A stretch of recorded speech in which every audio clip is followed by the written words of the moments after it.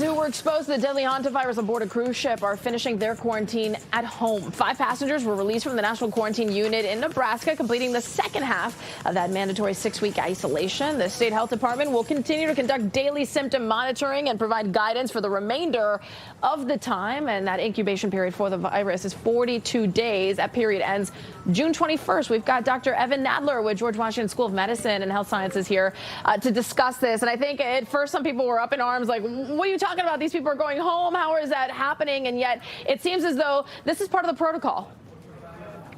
Yeah, well, thanks for having me, first of all. And second of all, people definitely don't need to get too up in arms, because the process for these folks to be monitoring at home, I understand, includes having a monitor outside of their house to sort of ensure that they don't leave and potentially spread the virus to others.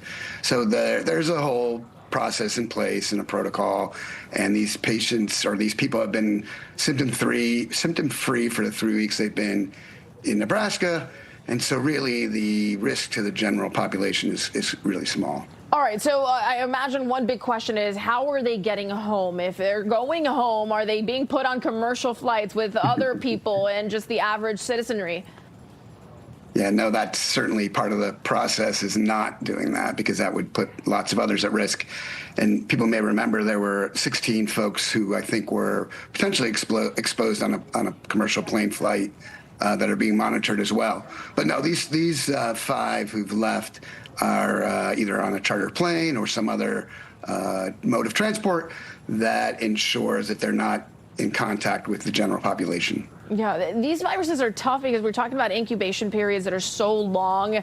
I think for most people, what they associate with a type of virus like this is obviously what we know, COVID-19, right, through the pandemic. And that was something that you would typically show symptoms of fairly quickly. And yet the incubation period here is extensive.